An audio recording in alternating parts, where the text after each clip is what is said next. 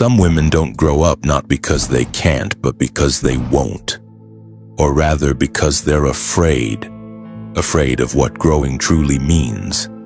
Afraid that by leaving behind the sweetness of youth, they'll lose what once made them visible, desirable, unique.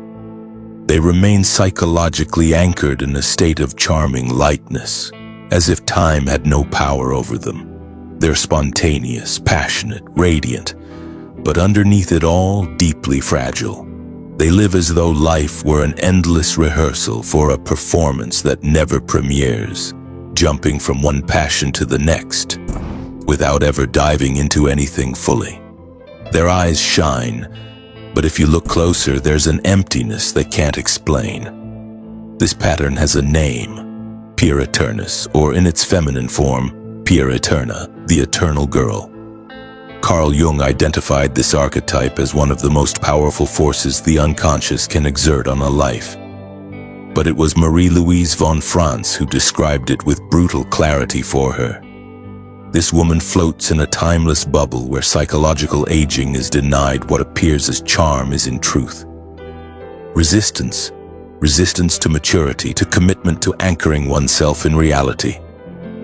From the outside, she seems free, fascinating, unpredictable, but inside she is gripped by a silent fear, the fear of holding, because growing up means holding. Holding decisions, holding relationships, holding an identity beyond the desire to be adored. The eternal girl doesn't want to let go of her options. She'd rather cling to the fantasy of perfect love than confront the work real intimacy requires.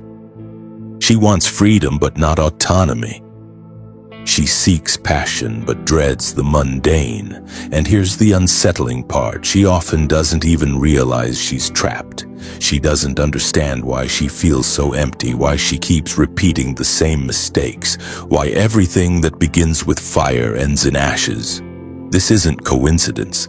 It's an archetype quietly ruling her life from the shadows. The eternal girl is not a phase. She's not just a personality trait. She is a deep archetype, an unconscious way of existing in the world. She lives in constant idealization of love, of life, of herself.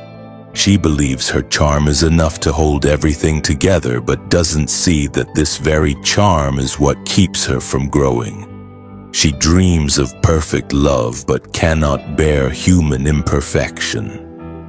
She wants to be chosen, but doesn't know how to choose herself. She speaks of freedom, but runs from her own decisions. This pattern doesn't arise from nowhere. It is a psychic response to a culture that worships youth and devalues maturity. A culture that tells women their worth lies in being desired, not in being whole. And it's also a wound. Many of these women carry frozen pain from childhood, emotional injuries never fully healed to survive. They crafted an enchanting identity, but over time, that mask becomes a cage. Emma Jung said it clearly: a woman who does not integrate her inner masculine, what Jung called the animus, the rational structuring function of the psyche, remains divided, and this division manifests in unstable relationships, indecision, and dreams that never come true. The eternal girl doesn't want structure because she senses that to become grounded means to become less adored. But the price of that avoidance is steep, chronic instability. Behind all the sweetness, the playfulness, the seduction, there's a silent ache, a void she tries to fill with constant motion, new plans, new loves, new experiences, but nothing satisfies because what she's missing isn't out there. What she's missing is depth. She has yet to confront her shadow, to face the inner transition into psychological adulthood. And here emerges a deeper question. If the maiden dominates the feminine psyche, where is the rest of womanhood? Where is the root, the voice, the sovereignty? Because within every woman, beyond the girl, lies a sleeping queen. And to awaken her, you must first understand what's keeping her dormant. Within every feminine psyche, there's a silent battle, the maiden and the queen. The maiden represents possibility, innocence, the fascination with what's new. The queen embodies grounding, purpose, the ability to sustain. When the maiden dominates, the woman lives in a state of constant almost. She almost loves, almost commits, almost creates, but almost doesn't nourish. It drains. It keeps her circling, never arriving. Marie-Louise von France stated it without hesitation. The maiden who refuses to die symbolically cannot be reborn as a whole woman. This isn't about physical death. It's about the death of the ego's childish fantasy. That part that still longs to be saved, admired, adored, without having to carry responsibility. This symbolic death is painful, but it is also the gateway to what Jung called individuation. The process of becoming one's true self. The queen is not mild or passive. She does not live to be liked. She reigns within. She is rooted, direct, whole. She doesn't wait to be chosen. She chooses. She doesn't seek approval. She recognizes her own worth. She doesn't speak endlessly about what she'll do someday. She does it. And in that steadiness, she transforms her world. The difference between the maiden and the queen isn't age, it's consciousness. You can be 20 and live like a queen. You can be 40 and still be ruled by the eternal girl. What changes a woman is not time. It's the moment she stops running. The moment she chooses to build instead of drift. The moment she exchanges fantasy for presence, but to rise as queen, something must be surrendered. The illusion of being effortlessly adored, the fixation with always being light, ethereal, untouchable. You must let go of the identity that was crafted to survive so that you can finally live. Because only when the fantasy dissolves can the throne appear.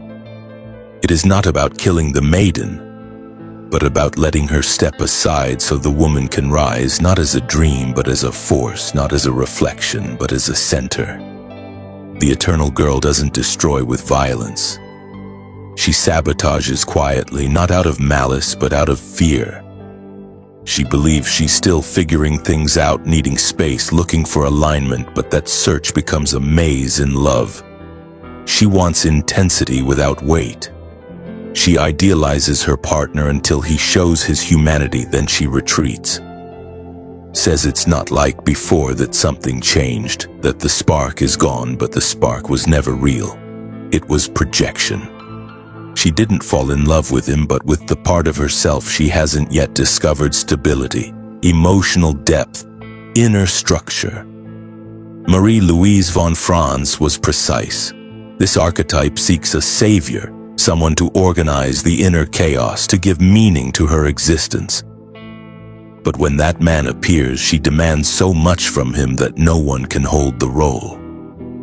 Disappointed, she retreats, idealizes again, and the cycle repeats in her career. The same pattern emerges. She wants meaning, passion, purpose.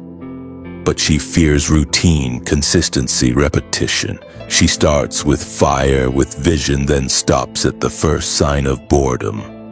Says she's still searching, that she needs something more aligned, but often she's simply running from the discipline every real path requires.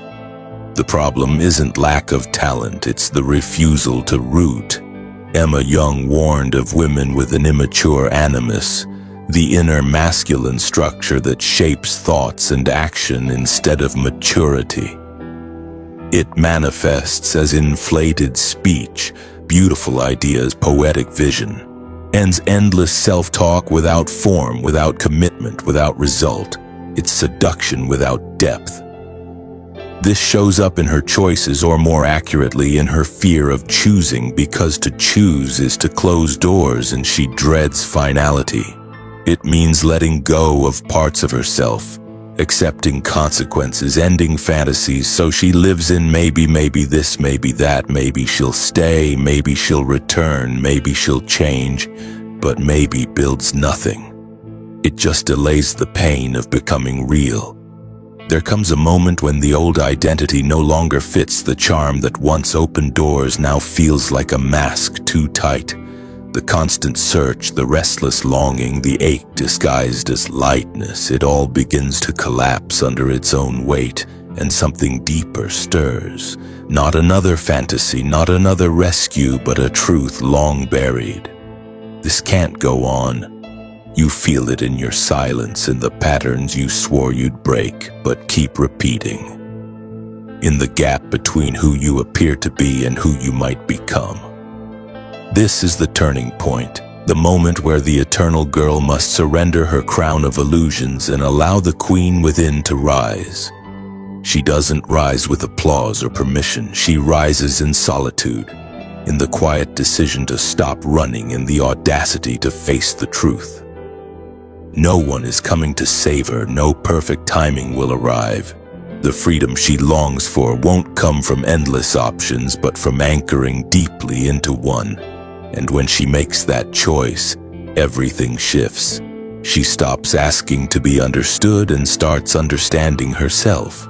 She stops rehearsing life and begins to live it, not as a girl waiting to be seen, but as a woman who sees not as a muse for someone else's story, but as the author of her own. This is not the death of magic, it is transmutation. The charm becomes clarity, the softness becomes strength, and the emptiness is finally filled, not with fantasy but with presence.